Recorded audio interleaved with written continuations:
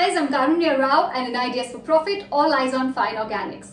Plant-derived chemical additives have caught consumers' attention not only for being biodegradable but also for their diverse applications, whether it's food and beverages, feed nutrition, polymers, cosmetics, pharmaceuticals and even coating industries. There's a clear shift in consumer preference towards eco-friendly plastic products and its use in food packaging applications. Now, this in turn is also leading to requirement for ink and coating additives for use in food packaging. Similarly, there's been a steady rise in demand for natural cosmetics and medicines among consumers. In this context, Fine Organic Industry stands well as it's the leading manufacturer of plastic and food additives. Growing emphasis on environment-friendly chemical ingredients merits a close look at this company. It enjoys a strong moat governed by technical know-how and quality control, helping the company meet regulatory needs and client product requirements. Fine Organics is the largest manufacturer of oleochemical-based additives in India and is also among top 6 companies worldwide.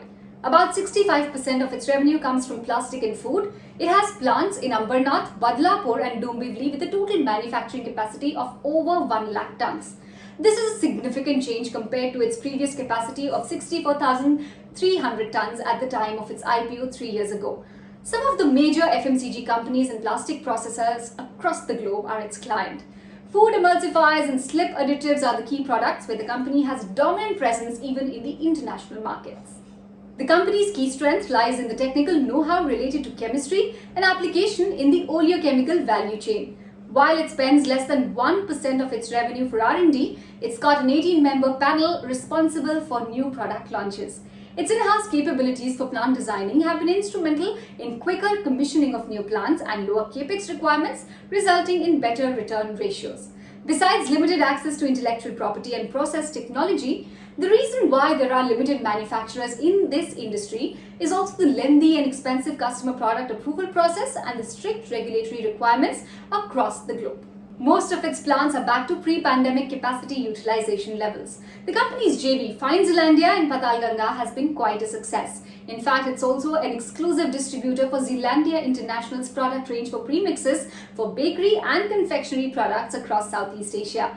Fine Organics is on track to add 10,000 tons of new capacity at Patalganga that's likely to be commissioned by the end of FY22 and will be targeted at food additives. The first phase of this facility is already operationalized. The company has also formed a JV in Thailand meanwhile to help expand the food additives portfolio. Another JV planned with German company Adcotech is on hold for the time being. Furthermore, the company is evaluating both organic and inorganic opportunities to take advantage of a strong balance sheet. Key challenges staring at the company are a function of COVID-19 and asymmetric reopening of global trade. While the pandemic has dampened discretionary demand, gradual uptick in the global scenario makes it a recovery play. Note that in the last few quarters, Fine Organics has demonstrated a 10% sequential growth rate in top line on an average. Export markets have been relatively better and are expected to constitute about 55 to 60% of sales in the near future. However, EBITDA margins have largely been around 15% for the last few quarters, unlike pre-pandemic EBITDA margins of around 20 to 23%. This is chiefly on account of elevated raw material prices. Now, the rise in palm-based oil and other vegetable oils and a sharp uptick in freight costs have been key challenges for the company. The management, however, maintains that they're largely able to pass on increase in input costs. The uncertainty regarding raw material pricing and risk of consecutive COVID waves and its impact on demand have kept the contract cycle shorter. Nevertheless, the management hopes to reach 16 to 17% margin levels by the end of this fiscal. Medium-term growth in earnings is expected to be mainly driven by volume growth from new capacities, improved blended realizations and normalization of input costs. Now coming to valuations. At 34x EV to EBITDA for FY23, the stock is certainly in the upper band of valuations prevailing for chemical companies. However, being a formidable player in the oleochemical-based applications and exposure to high-growth markets, it has historically enjoyed a valuation premium. In fact, this valuation premium has narrowed compared to pre-pandemic levels. While the market cap of most of the frontline chemical names have doubled since Feb 2020, Fine Organics is way behind.